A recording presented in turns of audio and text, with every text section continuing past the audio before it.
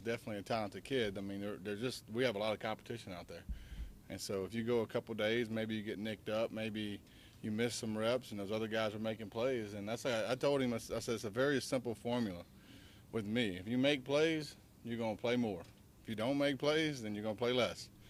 It's as simple as that. That's as favorite as I can get, you know. And so I think he understands that. And so just when there's a lot of competition, when you get your opportunity, you gotta make plays, you know.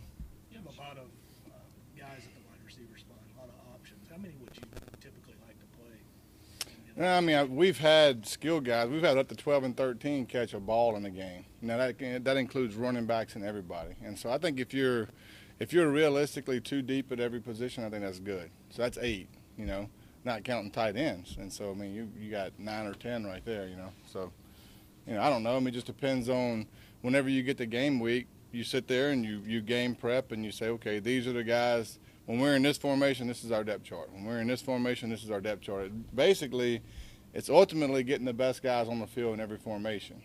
And then it comes to, you know, those guys can't play the whole game. And so then it gets to 60-40% of how many snaps are going to be taken in a game. And so I think you really got to have at least 2 deep at every position. And probably at outside receiver, you better have a third guy ready to go. Speaking of nicked up, is Timmons dinged up a little bit now?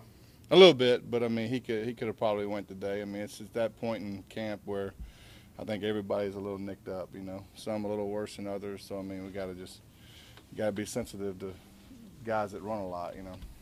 What would put Patrick over the top in the quarterback competition? Really consistency. The kid, I mean his efficiency is really high. You know, which is. You know, I say that, and then if you look at statistically, Drew's consistency is pretty high too. It's just that both. I mean, he's playing at a really high level. You know, and I mean, you factor in everything as far as experience, how he's, you know, matured since I got here, and both of them really have. But just the overall consistency of play, you know, completion percentage, getting the ball to the right place, and taking care of the ball. You know, all that factors in. But you know, I say that, and I mean, it's not like Drew was playing bad. I mean, and you know, it was just Patrick was playing really, really well. How happy is the offensive coordinator with the end of practice with 3 straight, you know, JoJo Kip touchdowns down on the goal line against your starting defense? That's nice. I mean, we've preached being physical since day one, and I think you got to have a good combination of finesse and physical. You know, you got to be able to throw it. You got to be able to get in windows and make plays down the field. But ultimately, there's going to be a time where we get covered, and so we got to have other things to do, and so we got to be able to be physical, and especially when you get down there, the field gets condensed in a way that it's hard to throw it. You know, it just is. I mean, we got some guys that can make plays down there, but you really just can't hang your hat on going out there in 10 personnel on the 3-yard line. You know, at some point we're going to have to get a yard, we have to get 2 yards, and I think that, you know, you can't do that if you haven't been practicing it from day one and preaching it from day one. You know.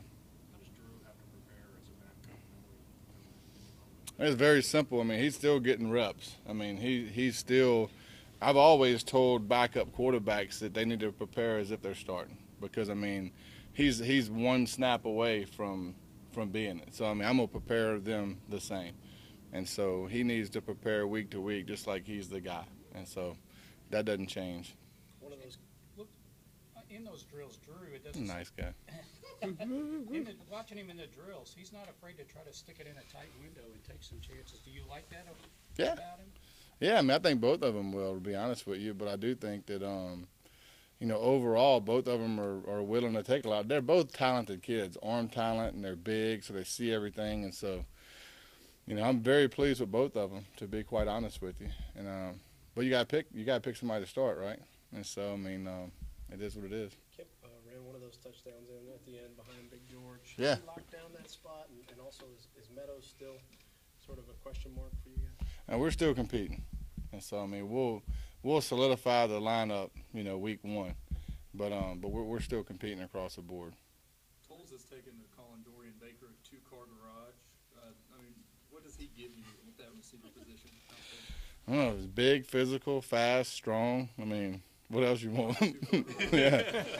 I mean, kid's a talented kid, no doubt. He just needs to, you know, continue getting reps and you know, proceed along like everybody else. But I mean, he is a really talented kid. I mean, I think that if you look genetically, there's just not a lot of people walking around like him.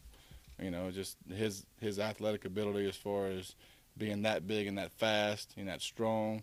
And so, I mean, we just got to find ways just to get him the ball. Do you have anybody causing you consistent problems on the other side of the line? Well, there's a few. I mean, schematically, they're going to get us at times. You know, I mean, when we do blitz periods and team periods, I mean, they bring pressure from all over. And so there's times when, you know, at practice situations when everything is, you know, taken down, everything is a clear factor, you know, and everything's settled. It's hard, you know. Sometimes when you can go faster, you can eliminate some of that blitz stuff they can do. But the way we're practicing, sometimes, you know, that blitz stuff, the way they show it and bring it from every different direction is tough. Looks like Chris Westry is making it hard on even like a physical specimen like this. Yeah, I mean, the thing about our guys over there is they're as big as we are. And so, I mean, you know, length, I think everybody's recruiting length, you know, probably more so, I think in every league really, but probably more so in this league than most. But even those corners out there, which are, you know, historically 5'9", 5'10" was a tall one. Now they're 6'3". So it's just the way football is today, you know. Does Bone make acrobatic catches like that very often? He's been pretty consistent with it. Kids had a good camp. What are you not doing well right now? Where do you want to get better? Well, if you take the scrimmage, you know, because that's really the time when true football is being played. We had too many negative plays.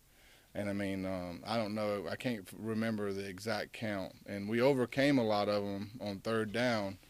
But, you know, overall, those getting behind the chains are going to hurt you. And so we need to make sure on first and second down we're going forward. And I think that overall, if you look at that scrimmage, the one thing that stood out to me was, you know, we went backwards too much on first down, so we were in 2nd and 12 and 2nd and 13. Now, we overcame it quite a bit because we had some guys making plays, but that isn't always going to be the case. Thanks. Appreciate, yeah. You good? You done? Yeah, I'm sorry. I thought you Oh. called. You were